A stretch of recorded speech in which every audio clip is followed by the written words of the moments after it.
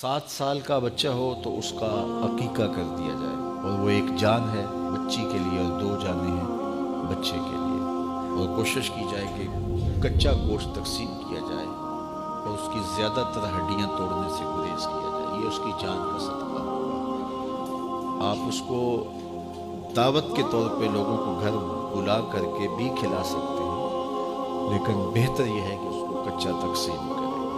یہ صدقہ نافلہ کی طرح ہوتا ہے، قربانی کی گوشت کی طرح، امیر غریب سارے کھا سکتے ہیں۔ تو عقیقہ جو ہے وہ بچے کا یہ سنت ہے، اور 7ویں دن اس کے بال بھی اتروا دیے جائیں، اور بال اتروا کے سر پہ زعفران یا کوئی چیز مل دی جائے، اور بالوں کے وزن کے برابر چاندی خیرات کر دی جائے، اور 7ویں دن ہی بچے کا کوئی اچھا سا نام رکھ دیا جائے۔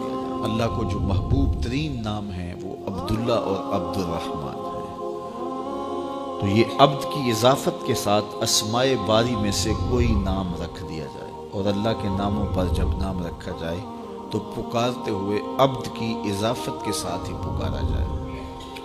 اگر نام عبد الرحمن رکھا ہے تو رحمان صاحب نہ کہیں، عبد الرحمن ہی کہیں۔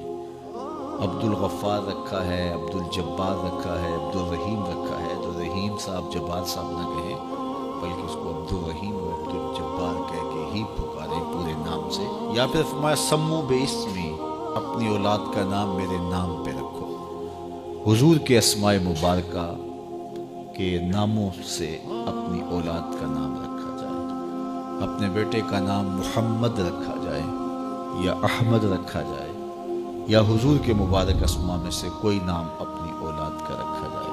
اسی طرح اپنی بیٹیوں کے نام حضور کی بیٹیوں کے نام پہ رکھے جائیں، حضور کی ازواج کے نام پہ رکھے جائیں، اور اسی طرح صحابیات کے نام پہ رکھے جائیں۔ تو حضور کے نام پہ اپنی اولاد کا نام رکھو، اور فرمایا کہ جس کا نام تم محمد رکھو یا احمد رکھو اس کی پھر تکریم بھی کرو، اس کی عزت بھی کرو کہ اس کا نام میرے حضور کے نام پہ ہے۔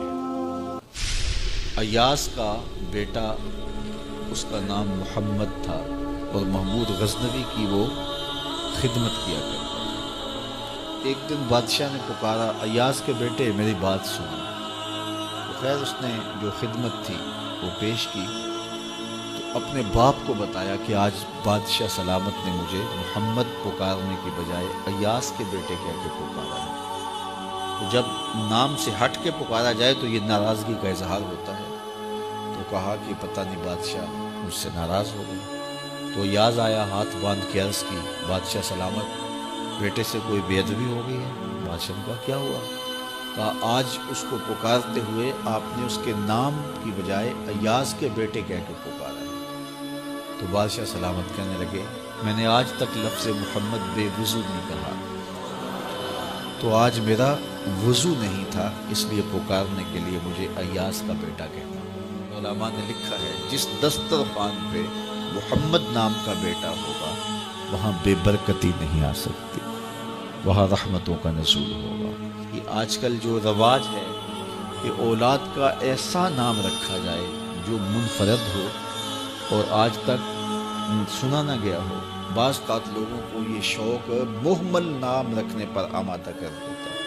کئی نام ہم سنتے ہیں کہ ان کا کوئی معنی و مطلب ہی نہیں ہوتا، اور وہ بچے کا یا بیٹی کا نام رکھا ہوا ہوتا ہے۔ ایک صاحب نے اپنی بیٹی کا نام رقیبہ رکھا، تو میں نے کہا کہ یہ تم نے کیا نام رکھ دیا؟ رقیب و رقیبہ تو بڑے معیوب سے لفظ ہیں۔ تو وہ کہنے لگا کہ قرآن میں رقیبہ کا لفظ آتا ہے۔ میں نے کہا کس معنی میں آیا ہے؟ تو دوسری بات یہ ہے کہ قرآن میں تو اور بھی بہت سارے لفظ ہیں، ابلیس کا لفظ بھی ہے، اور بھی لفظ ہے، تو یہ نہیں ہے کہ قرآن میں آ گیا تو اب وہ نام بھی ہوگا۔ تو نام رکھتے ہوئے اس کے معنی و مطالب پر غور رکھا جائے کہ اس کا مطلب کیا بنتا ہے۔ بہت سارے نام ہیں، اللہ کے محبوب علیہ السلام نے ان ناموں کو تبدیل کیا، تو ایسے ناموں سے گریز کیا جائے جو مہمل ہیں یا ان کے معنی و مطالب مناسب نہیں ہیں۔